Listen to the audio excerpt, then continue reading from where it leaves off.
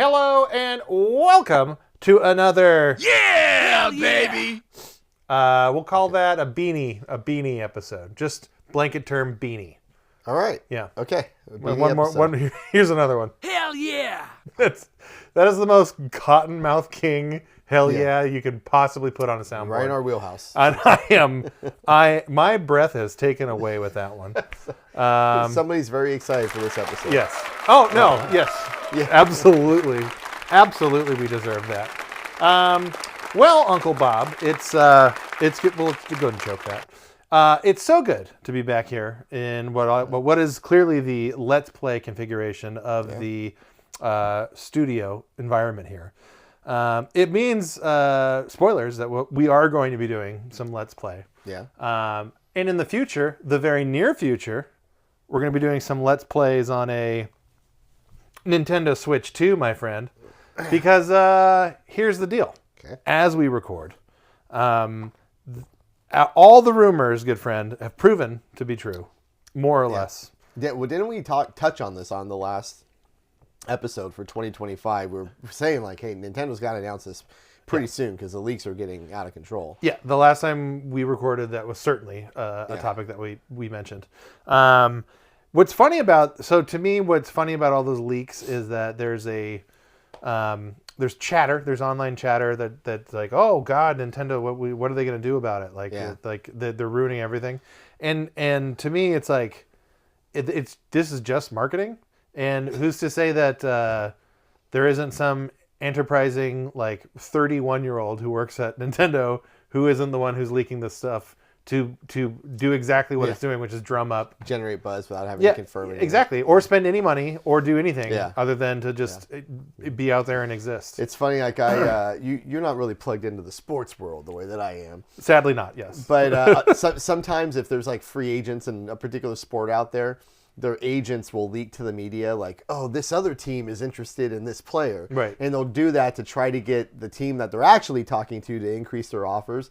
And it's just, it's the entire human history is replete with this kind of subterfuge where you're doing like double agent and triple agent stuff. And so it wouldn't be surprising at all to find out that Nintendo is leaking its own information in an attempt to generate buzz. And I'll even get even more conspiratorial, only because it's fun. And our good friend Alex Jones is sadly deplatformed. States' rights. He'll be coming back on our network. We're making the offer.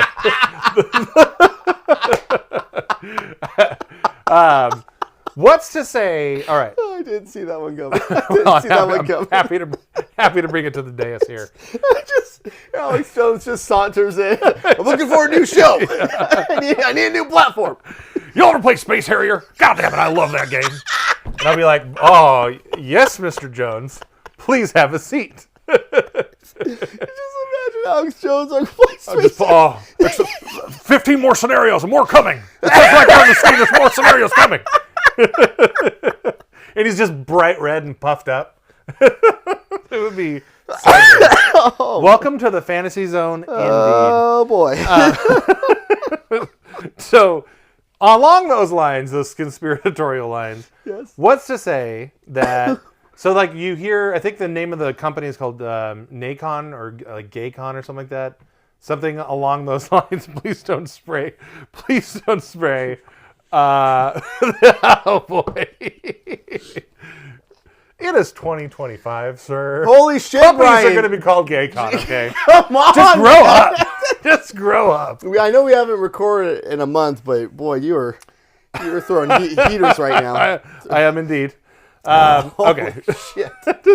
to put this caboose firmly back on those rails, what's to say that, let's say Nintendo isn't the one that's like engaging in the guerrilla marketing, but they are not acting in a way to like be Nintendo of old, and like being a little bit more friendly to or more permissive, right? On the DL, of course, to have this stuff leak out in a way to drum up the buzz and all the other shit that's been the argument is that one of the entities that leaked the specs was really they were provided by Nintendo, and they're just talking about their own products that they're going to be making for the Switch 2. Right. So it's like it's sort of it's a little hammy, but they're like, this isn't what the Switch 2 is going to be. This is what our product is going to be that's going to accommodate the Switch 2. Well, so the one that a week or two, I think it was literally a week before Nintendo did their own unveiling.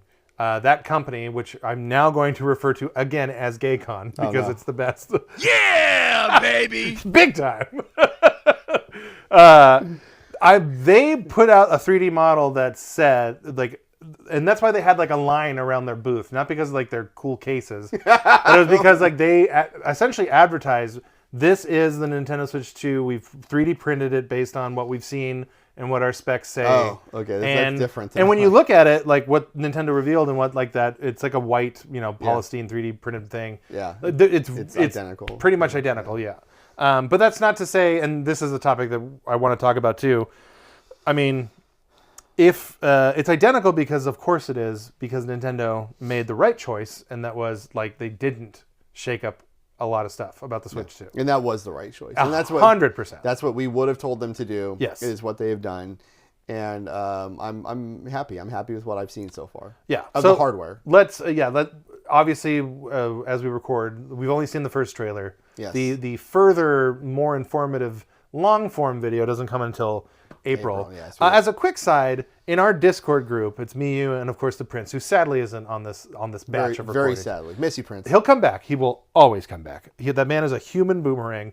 But I sent that link early in the morning, not thinking of what it was that I was sending, and it was like a Nintendo, like a United Kingdom thing. Yeah. And so we all watched this video, and we're like, "Oh, cool! There's going to be more information in February." Oh yeah, because we're all stupid. The date format, yeah, because we're dumb, and we forgot that they switched the month and the date. February 15th. Yeah, so we were like talking about like we're going to take off work, and February's right around the corner, and it's like, no, you dullards. That's a video from fucking England. But anyway, that's not too far away, and that's where we're going to learn more things about games. They did show a little bit about Mario Kart, which that's another thing I want to... Well, let's jump into that Mario Kart game in a second here. Okay. But let's talk about what was revealed at that trailer, the hardware, what got you excited about it, so on and so forth. Shooter. All right. I'm excited that's bigger, and as somebody who owns a Steam Deck, which is magnitudes bigger than the original Switch, I have no problem.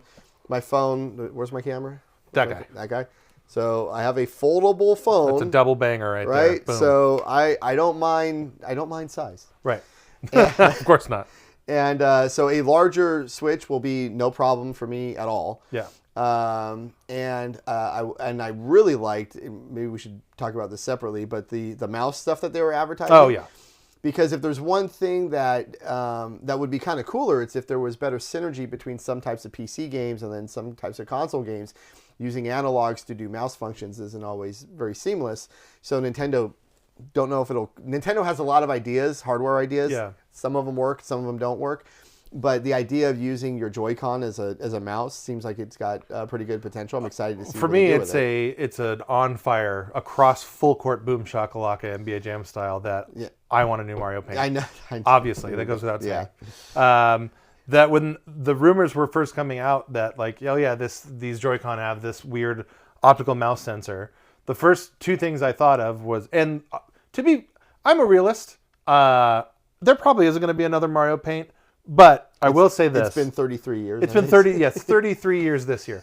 I will say this. My son had a bunch of friends over all around his age. The ages were like from like 9 to 11. And here at the dojo, I have like a back room that has like all of my retro systems set up. And I have a Super Nintendo back there. And it has Mario Paint. And my son and I have raised my son in the realm of Mario Paint because I'm such a huge fan. But like he wanted to show these kids Mario Paint, and they were back there jamming away for like a full 2 hours. Not playing Roblox, not playing Minecraft. They're playing a 33-year-old kids art program that was made by Nintendo. Were they messing? And it fucking ruled. Were they messing with the sounds more, or were they into like the animations or the drawing? How about the Fly Swatter game? Just 2 hours of that. I wouldn't even let them unseal that. I didn't even smarten them up to its existence. I only wanted creative output.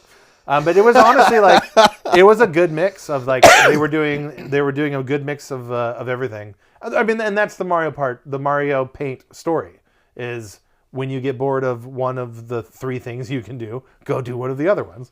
But anyway, I do really, this is where, all kidding aside, all jokes aside, I do think that there is a world where something like Mario Paint can come out and thrive and be super successful. You look at Mario Maker 1, which still to this day, like, I have my Wii U plugged in pretty much, to keep it alive, because if you, there's a cool little thing going on with the Wii U's that I'll smarten you up to briefly.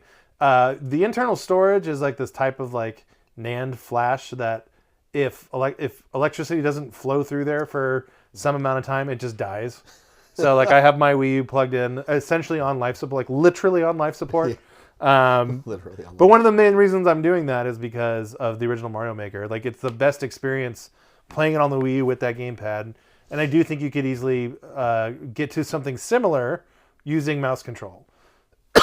So Mario Paint, a Mario Maker, a Mario Studio type of a thing. And then if Nintendo was really ballsy, and I definitely don't think this is going to happen because it's more online centric.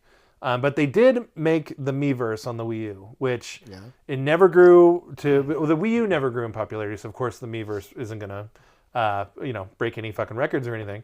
But for those people who loved it and used it all the time, it was this really fun Nintendo twist on a social media. Now you've got this mouse tool. Bring back some kind of Miiverse with Mario Maker, Mario Paint elements. It could be like a site, like a piece of software, or whatever it is. Or bake that fucker into the OS. I don't care. But now that you have this mouse, like the opportunities, the possibilities are endless. Yeah, 100%. And that's not at all to not speak about, like, you're right. Like, there are games, like, look at how popular indie games are on the Switch. And if you're thinking from like a developer standpoint, like, now I can port my games basically to Switch and PC all in the same kind of stroke, for lack of a better term. Right. It's fantastic. Yeah, it makes sense that Nintendo would just put some guys in a room and say, hey, we're going to allow Joy-Cons to become mice, so make some cool game that shows that off. Yeah. And then we'll get it as some kind of cool first-party exclusive. Maybe they'll even talk about it at the April event. Who knows? But that's... Watch our episode on hype, people. We talk about that, and right now we are all on the Switch 2 hype train. Oh, that's what this is right now, friend. This is a gargantuan green cloud of hype. Right. That we're just huffing. Because the possibilities are endless. Absolutely. And what's been out there and been teased is like, okay, cool. So now there's something official, and then we're going to get official game announcements in April. Nintendo was kind of quiet-ish last year on the game announcement for their first-party stuff. So now you and I are free to say, like, oh, anything's possible. We'll get a new Zelda game. Even though Shenmue 4 launching on the Switch 2, day and date. Obviously, that's happening. And it's going to be a great game to play on the go. Finish that story. What would be one game that you think is plausible for them to announce other than Mario Kart that you would like to see? Okay, well... I think it's obviously they showed the Mario Kart thing, so we know that's a deal. And there's been some more retail leaks coming out of Europe, which usually like retail leaks alone, grain of salt. If they're from like another market, like double grain of salt that. Yeah. But there's been a listing for a bundled version that's 500 euros that comes with Mario Kart, and then one that doesn't come with Mario Kart. Which obviously I think those are realistic things, and I think let's table the price talk because I do want to talk about that. In terms of the games coming out, I think for sure they're going to do as much as they can to repeat what they did with the Switch. So that first year of the Switch was insane, as you'll quite recall. Launched with Breath of the Wild. Yeah. Mario Odyssey was a few months after that. Yep. That Mario Kart Deluxe, which was a port, but still, like no one played it on the Wii U. It counted as a lot of people's first ever Mario Kart. It's one of the reasons why it's like the most successful video game fucking ever. Third party, you had Bomberman, which was great. Bomberman was decent. Octopath Traveler, which was fun. That wasn't first year, but that was a good game. The big ones were like those Nintendo deals. And if you look at what's been going on the Switch the last year or two, or maybe even like 2.5, 3, like all of the big Nintendo development teams, like EAD, all those they haven't been too busy on the Switch. You've seen a lot of, like, just this guy. So this game, this new Donkey Kong game, which is just a port of it's a really well done port of a Wii game / 3DS game. This game was not made by Nintendo. It was published by them, obviously, but it was made by Forever Entertainment, which is like, I don't want to say this game is good. I recommend it, but that company, like they kind of make mobile games. So, did you feel like it's lacking in the Nintendo charm? No, not at all. Okay. I really don't, and I do recommend the game. But my point with that is like all of Nintendo's like big heavy lifters in development have very clearly been working on Switch 2 games for a pretty big chunk of time. Yeah. I think the last major game that came out that EAD or Tokyo Nintendo, I always get those two mixed up, but they released Mario Wonder in 2023, right? Yes. Yes. So that's what they finished. So you would assume then like half of the team went on to start something new as Mario Wonder was starting to wind down. So that's a good amount of time for them to be working on something. Obviously with Zelda, you had Tears of the Kingdom, and then you had Echoes of Wisdom. Yeah. So I'm very skeptical that you're going to see anything new on Zelda. Yeah, I think we're a couple years away from that. But a port for sure. And if I personally really hope they don't do this, but I could easily see them doing it.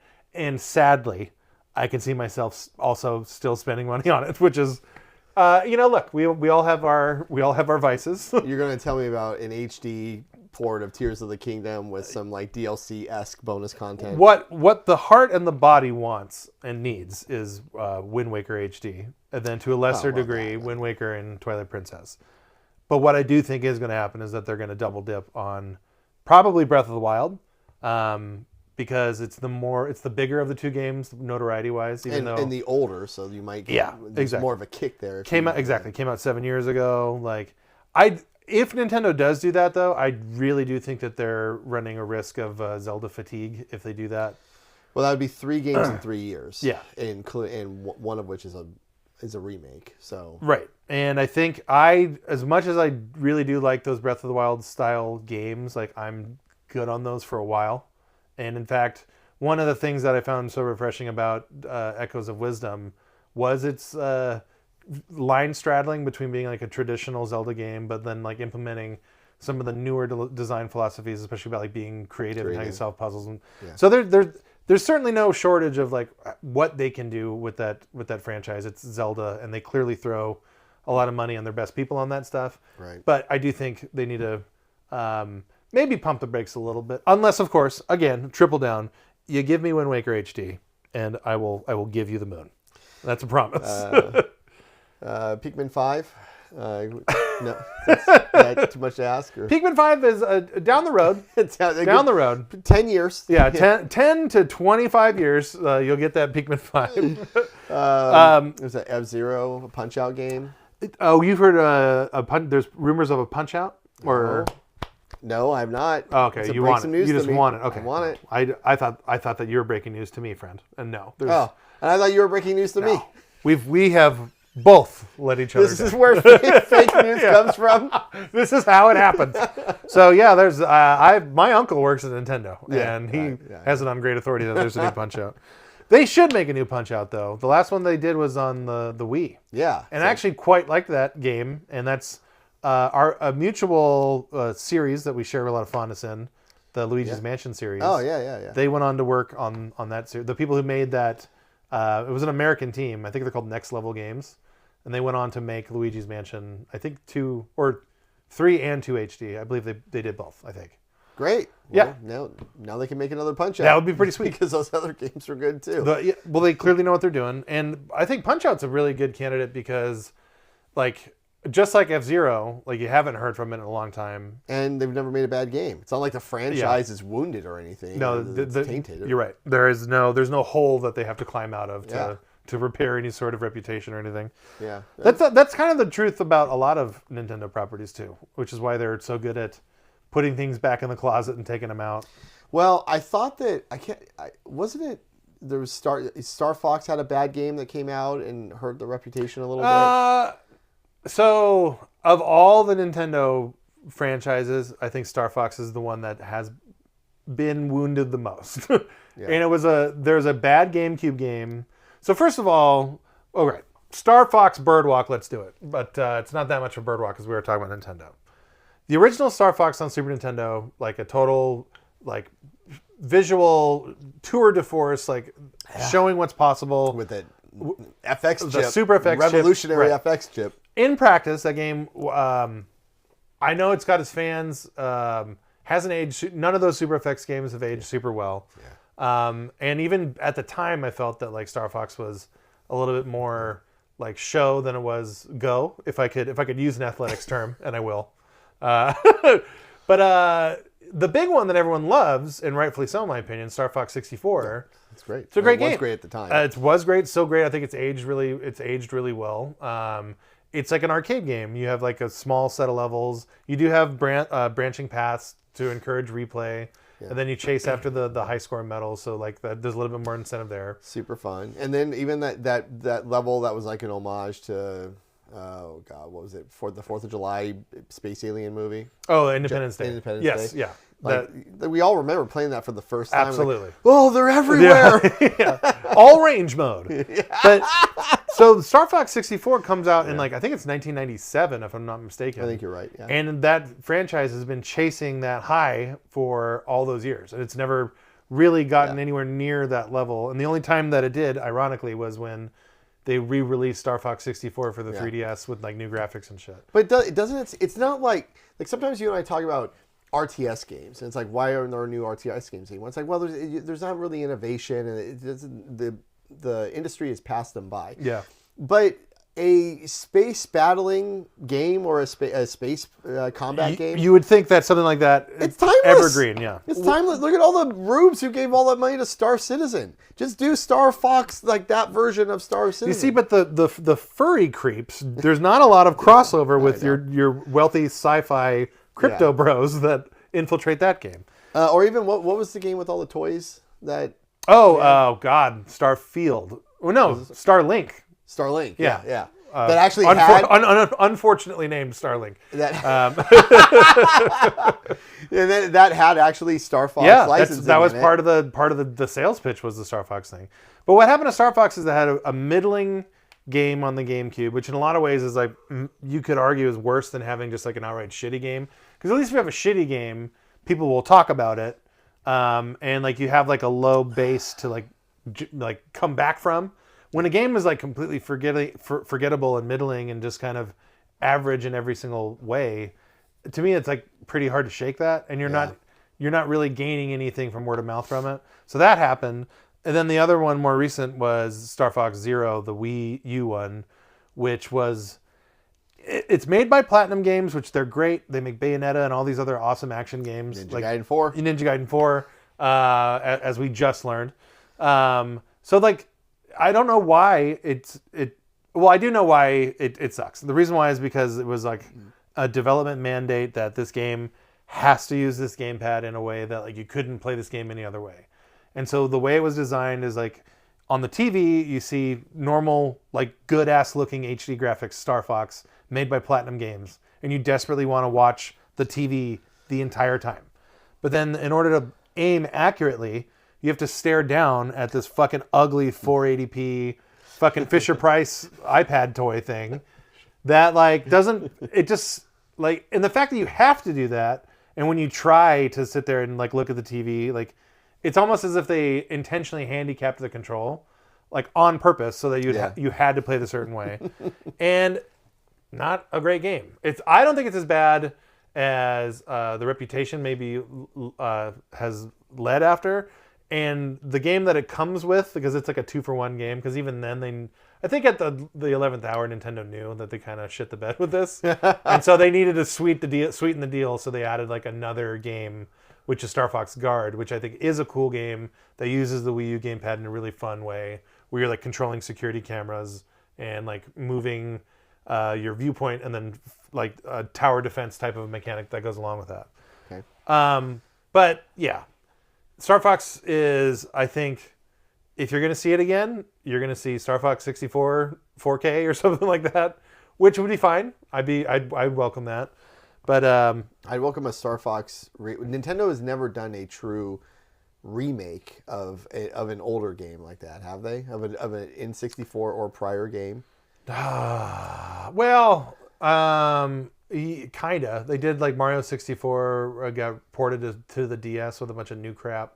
Oh, But like there wasn't that big of a jump graphically, obviously. But they added like different characters to play as in different levels and shit like that. Like, you remember when we were kids and Mario All Stars came out? Oh yeah, How Mario. that That's the big one. That's the perfect example. Yeah. Well, I mean, that was 30 years ago. Yeah, sure. Yeah, it was like literally 30 years ago. No, it came out in '93, so it's going on like 32. Oh boy. Yeah, this holiday season will be 32 years. So I mean, I wouldn't mind. I wouldn't mind one of that. I would love that. Wholeheartedly love it. And oh yeah, they did that with this game that I want them to do it again with Wind Waker HD. They did that already, yeah. and I guess that's true. they did a pretty good job. And with when they've done tweaks with their online platform, like F-Zero 64 and the Tetris 99, or F-Zero 99 and Tetris 99, that's super fun. Yeah. Oh, dude, I think so. It sucks that the Mario 35 one is gone. Like, why would you do that? Why would you bring a thing into the world only to take it away?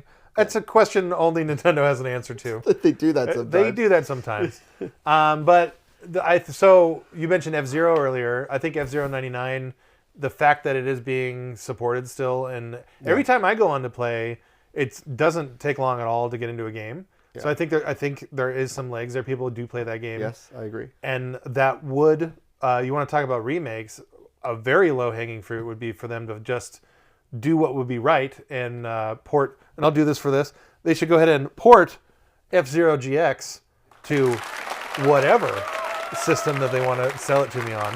Because that has been way too long that they haven't done anything with that franchise or that game, and that game was so good.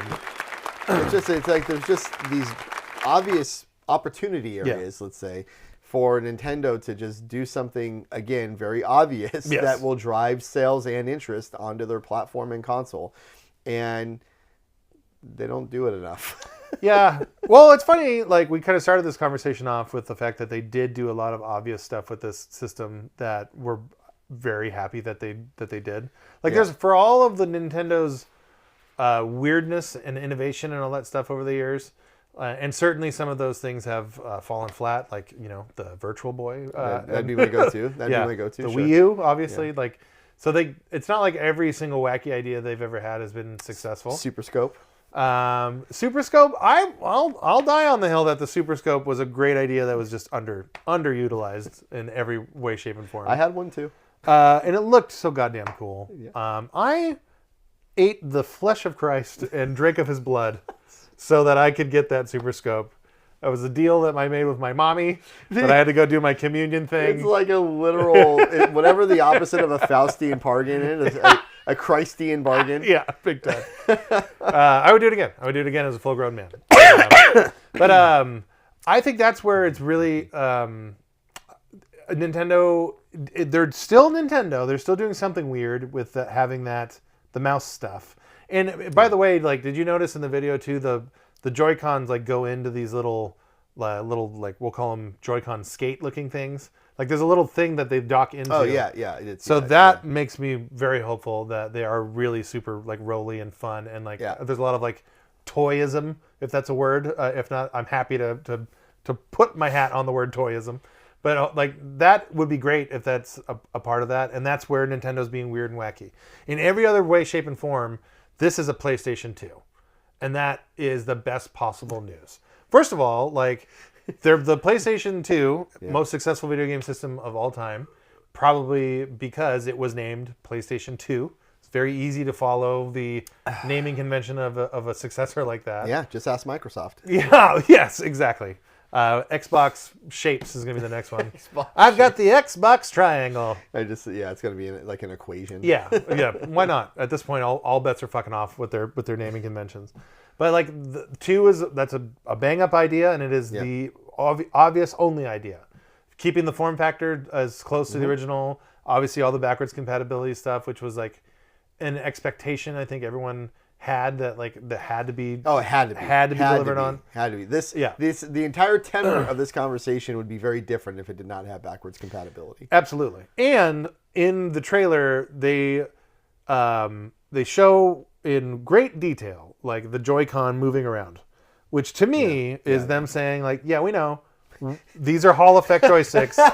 They're not going to drift. Like, trust us, they're not going to drift. Right. That's what I got at a moment of the trailer. The magnetism of the Joy-Cons. Yeah, the snapping in thing is really cool. Instead of having to slide them in, so that's good too. And these are they're improvements on the existing design, but they're not an overreach. It's just like these little tiny fixes that yes, this is intelligent what you're doing. Continue to do this. Give us exactly a new Switch. Well, and look, the Switch was innovative enough that it's like we don't need you to try to innovate again, Nintendo. What you did with the Switch was good enough, and Sony and Microsoft still don't have handheld consoles on the market. The Steam Deck does, but that's more of a niche device.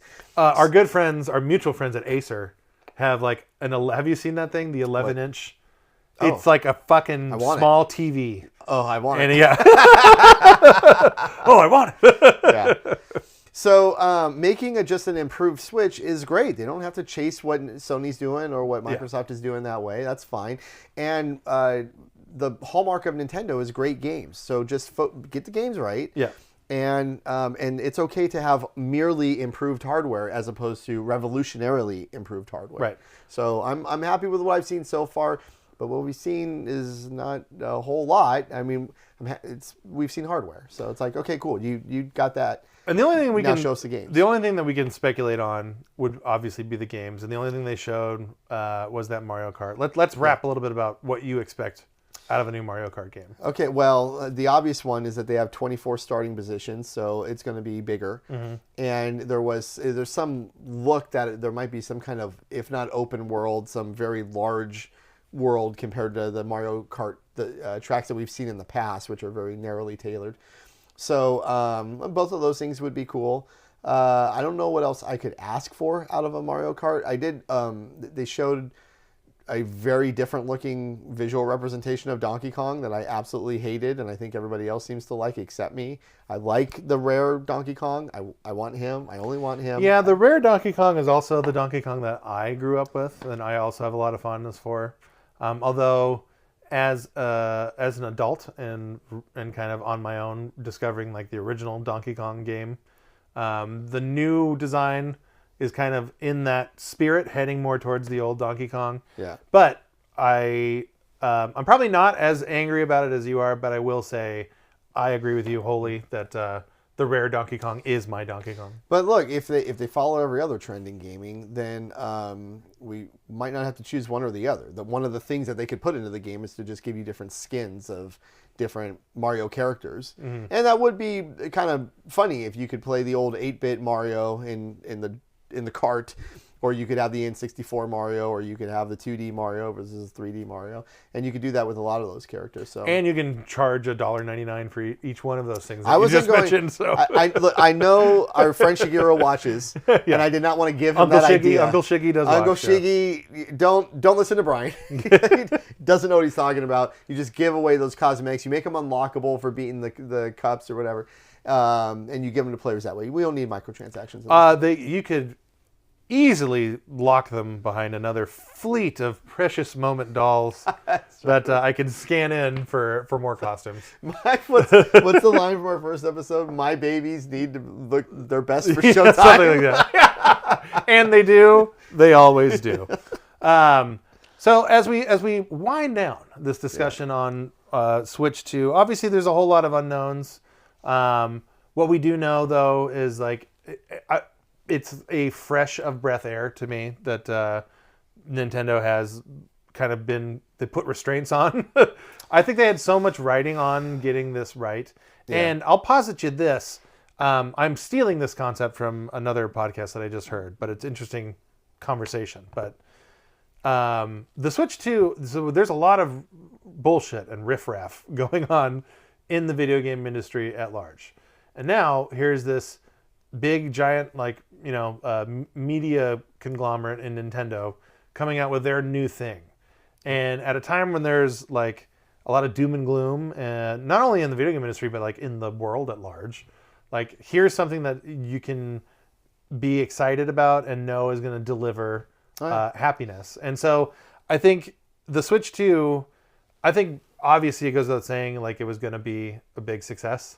But I think that it's in a position to where it could be a gargantuan, like, if done right, and if Nintendo makes enough units and they actually fucking handle retail and scalpers and all that bullshit, which they've literally never done before. There's no precedent. There's no precedent that they have the ability to do that. Unfortunately, but like the Switch 2 really could be something that like could be what's that stupid expression? The rising tide all ships, that whole deal. Yeah. Like it'd be so big that it could take the video game industry, which does kind of appear to be at a low point right now, and rise that whole fucker on up.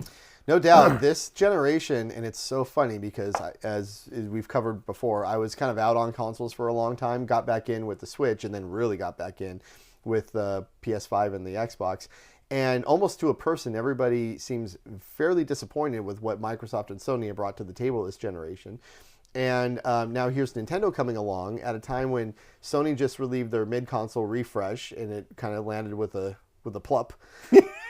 A plup. I just invented that word. Oh wait, hold on. I have a plup sound. Let's go with. Wait for it. This is so worth it. There it is. So the PS5 Pro. That's the PS5 Pro. Yeah. And Hell yeah! until Indiana Jones, Microsoft couldn't release a good exclusive to save their life. Yes, they did with your Forzas and your Halos. And that's it.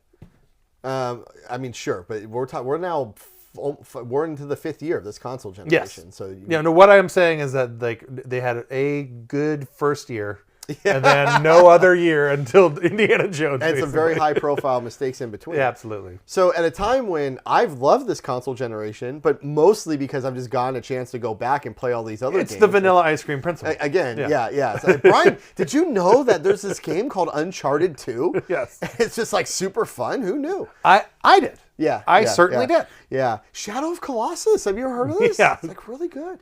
So anyway, now everybody else though seems to be like, yeah, where the hell are these new games? We're not really getting any.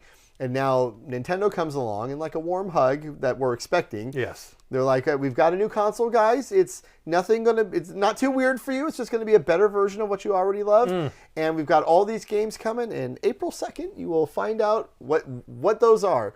And so now you and I sitting here, we know the console's going to be good. We've seen the design. We trust the brand. Yep. And we're left to just happily speculate about what kinds of games we're going to get.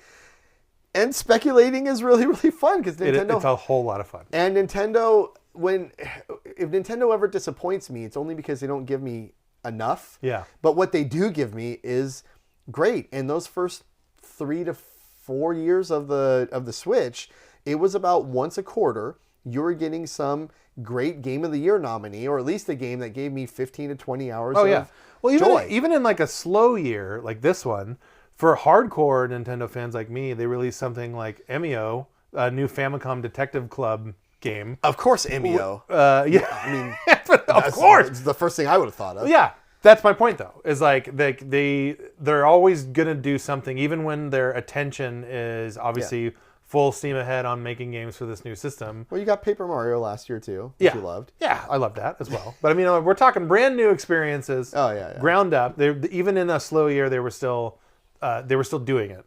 Certainly not to everyone's tastes.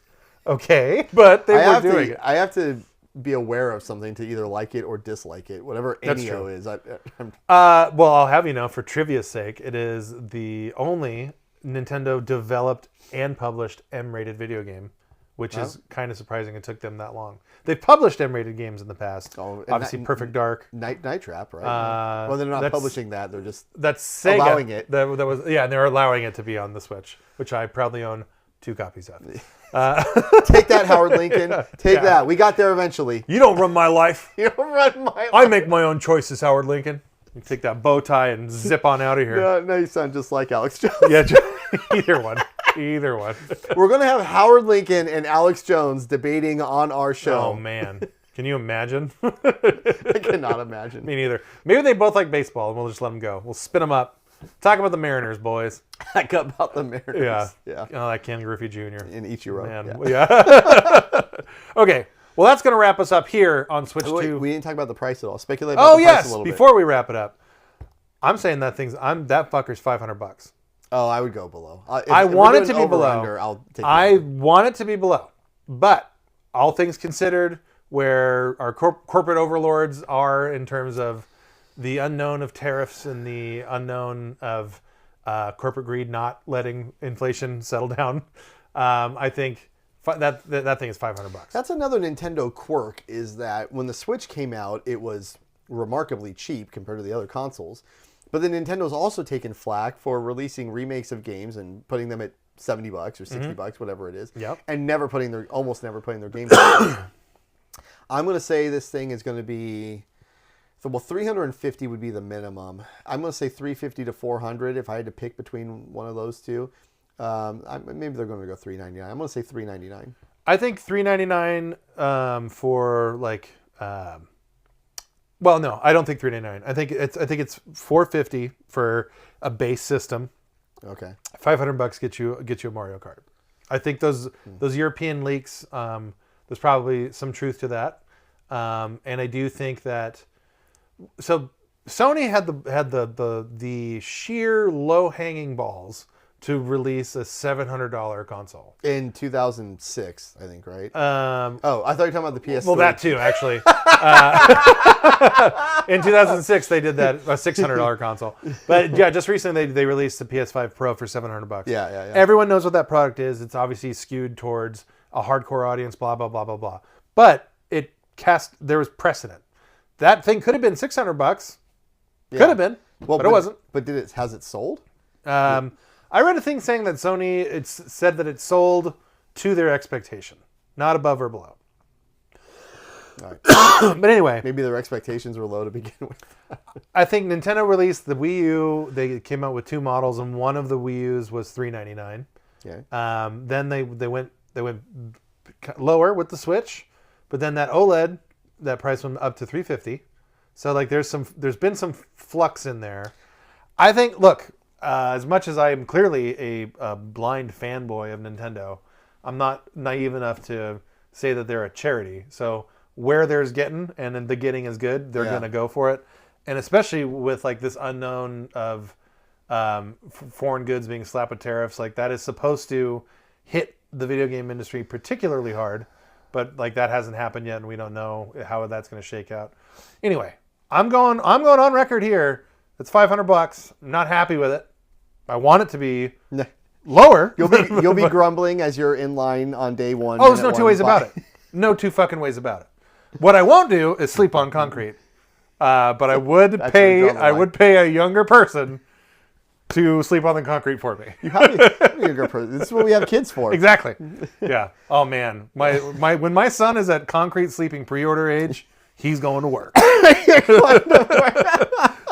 Son, here's your can of mace. Yeah, right. Go get Daddy the new Nintendo. You want to eat tomorrow? You will sleep on concrete tonight. Exactly. One thing I did want, we didn't mention this either. It doesn't look like the screen is going to be OLED, which is both a surprise and a disappointment. Not a surprise at all, because how else would they sell you an OLED model 2 years from now? Well, come on. But then it feels like they're going backwards, because I already have an OLED Switch right now. And you will buy another OLED Switch too in 2 or 3 years when it comes out.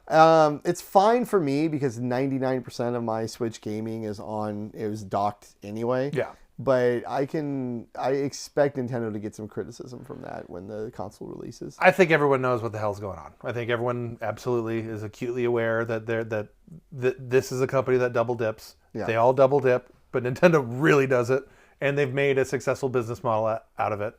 So they're going to continue to do that. Yeah. I am still buying it. So. Yeah, and I'll buy. Yeah, look, do you want me to spend this money on these video game systems, or do you want me to have a hard drug problem? Right. To me, I'm making the right choice for myself and my family. It's going to be one or the other. Yeah, there's no gray. This is a black and white. Do I buy the new Nintendo, or do I IV blast hard drugs into my body?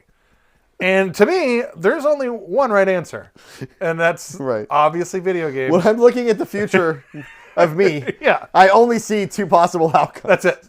It's either I'm going to have a wonderful time playing Mario, or I'm dead in a ditch with black tar heroin coursing through my veins. And dripping out of your... Yeah, it's very simple. Yeah. And on that happy note, thank you so much for watching. Please like, subscribe, leave comments. offer suggestions, topics, what have you. We're on Spotify. Leave a 5-star review. That does help.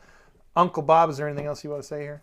No, can't wait to come back. We will talk about this a lot more in April when that direct drops. These are exciting times for nerds and man children. It's going to be a good year. Going to be a good year of gaming. We're both excited for it. So, yeah. All right. Indeed. Gentleman's handshake. Okay. Let's do a double power fisting.